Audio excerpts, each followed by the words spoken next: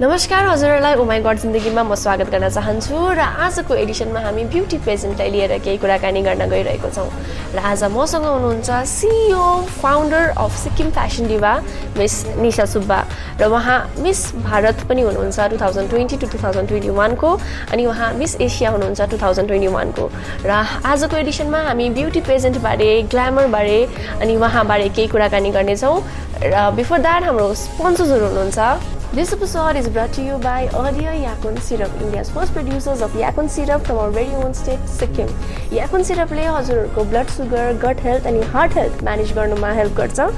So click on the website link above. त्यहाँ हजुरहरुले exciting offers पनि पाउनुहुनेछ अनि हजुरहरुले Amazon बाट पनि order गर्न सक्नुहुन्छ with free shipping. अनि almost 40 भन्दा बेसी stores मा available छ in Sikkim as well as North Bengal. So be healthier, adopt Adya. So that was our sponsors. Coming back to you, first हजुरलाई स्वागत गर्न चाहन्छु. Thank you. Okay, so Miss Nisha Subba को कुरा गर्नु पर्दा है, you were a news reader, है? Yeah. So being a like news reader हुन्छ नि, how you like got interested in beauty pageant हुन्छ नि, तपाईले जर्नी कसरी स्टार्ट गर्नुभयो? पहिला मैले हजुरलाई न्यूज रिड गर्दा धेरै हेरिरहेको, धेरै देखिरहेको है. सो तपाईको यता ब्युटी पेजेन्ट पछि कसरी इन्ट्रेस्ट आयो? First of all, namaste to the viewers of Oh My God Zindagi and everybody. And first of all, म न्यूज रिड गर्दा गर्दा I was a broadcaster in Nayuma television है. थुप्रैजनाले मलाई देख्नु भएको त्यसमा खुसी लाग्यो अनि त्यहाँबाट मैले ब्युटी पेजेन्टमा मलाई कसरी इन्ट्रेस्ट भयो भन्दा है मैले इन्टरभ्युजहरुमा धेरै सकेको छु 2015 मा मिस सिक्किममा है मिस सिक्किमबाट म एज अ फाइनलिस्ट भएर निस्केँ त्यहाँबाट धेरैवटा कुरा लर्न गरेँ बट पहिलाको टाइममा है त्यति बेलाको टाइममा प्लेटफर्म्सहरु धेरै कम्ती हुनाले गर्दा अलिक अगाडि बढ्नु नै मुस्किल भएको थियो त्यति बेला है सो त्यतिकै मलाई ब्युटी पेजेन्ट गर्दा गर्दा I was a student I mean sorry म जुन चाहिँ न्यूज रिड गर्दा गर्दा I was a student to है त्यति बेला म पढ्दै थिएँ एन्ड देन त्यतिकै मैले पुरा इन्स्टाग्रामहरुतिर देखिबस्थेँ है इन्स्पिरेसनहरु देखिबस्थेँ मज्जाको लाग्थ्यो है त्यतिकै मलाई इन्ट्रेस्ट भएर let's give it a try भनेर मैले ट्राई दिएको हजुर र तपाई अब सिक्किमलाई रिप्रेजेन्ट गरेर है तपाई मिस भारतमा बाहिर है नेशनली गएर तपाईले कम्पिट गर्नुभयो अनि तपाई मिस एसिया पनि हुनुहुन्छ है सो कम्पिटिसन कतिको टफ थियो अनि कस्तो चाहिँ एक्सपिरियन्स हुन्छ नि एउटा सिक्किममा तपाईले मिस सिक्किममा पार्टिसिपेट गर्नुभएको त्यहाँदेखि तपाई एउटा सिक्किमलाई रिप्रेजेन्ट गरेर बाहिर गएर पार्टिसिपेट गर्नुभएको एक्सपिरियन्स कस्तो छ सिक्किममा पहिला मैले मिस सिक्किममा पार्टिसिपेट गर्दा है फर्स्ट अफ अल म Girmila ma'am Vijay sir and everybody सबैजना टिम मिस सिक्किम जुन चाहिँ पोजिटिभको छ उहाँहरूलाई थ्याङ्क यू भन्न चाहन्छु and especially thank you mister and miss mega miss north इस्टको एमडी सर हुनुहुन्छ है उहाँलाई धेरै धन्यवाद उहाँले सिकाएको कुराहरू है पोजिटिभबाट मैले लर्न गरेको कुराहरूलाई मैले मजाले पलिस गरेर अझै अगाडि गएर है स्टेटलाई रिप्रेजेन्ट गरेँ अनि मेरो जुन चाहिँ मिस भारत टाइटल हो द्याट्स अ नेसनल टाइटल है अनि त्यहाँबाट मैले इन्टरनेसनल मिस एसिया टाइटल है त्यो मैले जित्न सकेँ and I'm so happy with that है सो हाम्रो कम्पिटिसनको भन्नाले तपाईँको मिस भारतमा एसिया भन्दा अलिकति टफ कम्पिटिसन चाहिँ मिस भारतमा थियो किनभने हाम्रो यहाँबाट जति पनि नानीहरू मैले मेरो साथ लगेर गएको थिएँ है उनीहरू बेसिकली मेरो मोडल्स नै हुनुहुन्छ उहाँहरूलाई पनि मैले लेट्स गो है let's give it a try भनेर लगेको थिएँ होइन उहाँहरूले पनि केही न केही टाइटल पाएर आउनु भएको छ है अनि मिस भारतको लागि उहाँहरू पनि कम्पिटिसनमा थियो एउटा टिचर अनि स्टुडेन्टसँगै कम्पिटिसनमा थियो बट देन अब टिचर इज अ लिल बिट फरवर्ड है त्यसले हुनाले गर्दाखेरिको कम्पिटिसन्समा तपाईँको इन्डियाबाट नेपाल अनि डोर साइड है भुटानबाट धेरै जग्गाबाट कम्पिटिटर्सहरू आउनु भएको थियो है and they were running for this title miss Bharat के मिस भारत चाहियो मलाई miss Bharat and people were like fighting in the sense like अब डिस्कसन हुन्थ्यो कि मिस भारत कसले जित्छ होला है मिस भारत अब the across from India you know competitions were very very tough and as per तपाईँको मिस एसिया कन्टिनेन्टको कुरा गर्दा है मिस एसिया कन्टिनेन्टमा तपाईँको maximum numbers of participants were from the abroad जस्तै दुबई मलेसिया सिङ्गापुर है हामी जस्तैहरू थियो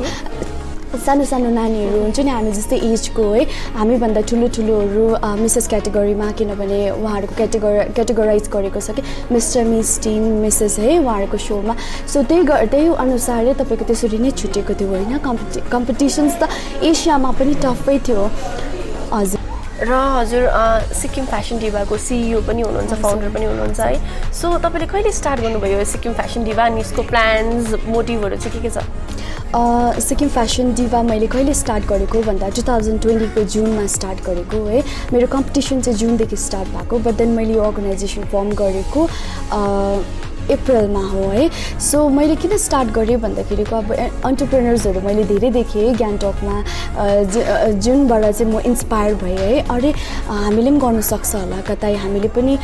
मेरो चाहिँ एउटै विश छ कि अब म जस्तो नानीहरू जति पनि छ है अब कति कुरामा अहिले पनि पछाडि नै छ है इन द सेन्स अब फाइनेन्सियली हुन्छ के हुन्छ किनभने अभियसली मनी म्याटर्स हो किनभने मनी छ भने नै तपाईँ अभियसली रेजिस्टर गर्न सक्नुहुन्छ then after that you need to buy lots of things pageantry भनेको चाहिँ तपाईँको एयर होस्टेसको जुन चाहिँ यो जब छ नि that's a very glamorous job you know यो सेम हो किनभने पेजेन्टमा जानु लागि पनि you need to be very glamorous you need to think about what you speak and what you wear हुन्छ नि the moment you come out from the home तपाईँलाई मान्छेले जज गर्छ है the way you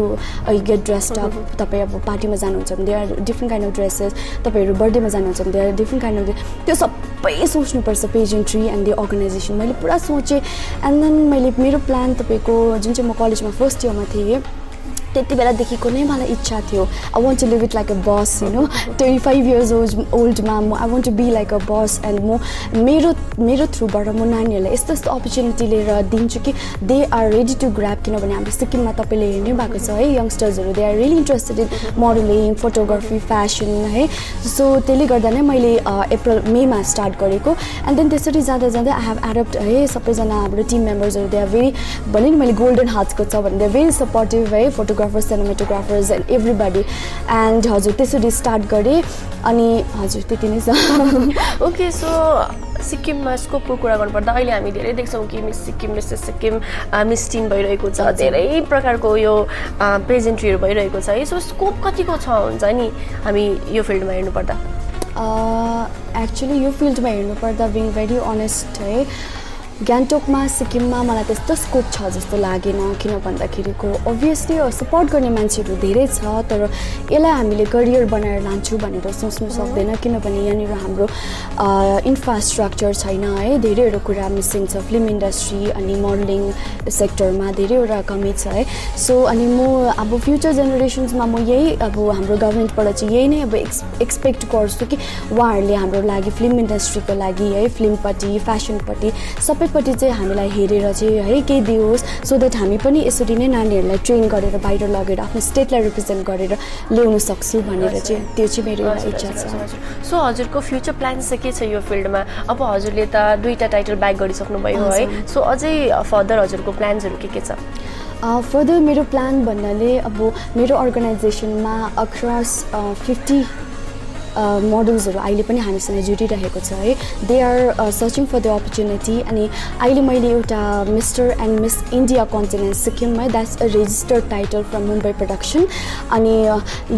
mister and miss team India continent Sikkim पनि म गर्न लागिरहेको छु this is my first event है सो मेरो फ्युचरमा चाहिँ म यति नै प्लान छ कि म यो इभेन्टलाई मजाले सक्सेसफुल बिकज फ्युचर त मान्छेले देख्न सक्दैन प्रेडिक्ट पनि गर्न सक्दैन है सो म फ्युचर अहिले नसोचेर चाहिँ अब कमिङ डेजमा चाहिँ म के गर्नेछु भन्दा चाहिँ मेरो इभेन्टलाई सक्सेसफुल बनाएर चाहिँ त्यहाँदेखिको जति पनि म कन्ट्र्याक्टमा 1 इयर म विनर्सहरूलाई कन्ट्र्याक्टमा राख्छु है सो विनर्सलाई म जहाँ जान्छु म विनर्सहरूलाई त्यहीँ पठाउने छु है सो अपर्च्युनिटी उहाँहरूको लागि there will be a blessings of shower भन्छ नि उहाँहरूको लागि मेरो इभेन्ट म्यानेजमेन्ट अर्गनाइजेसनबाट मेरो सिक्किम फेसन डिभाबाट त्यति नै छ अहिले चाहिँ फिलहालको प्लान सो वन्डरफुल थट है एकदमै राम्रो सोच हजुरको र अब हाम्रो सोसाइटीमा के छ भने बिङ अ गर्ल हुन्छ नि लाइक एउटा त्यो बााउन्ड्री सेट गरेको छ यु नो लाइक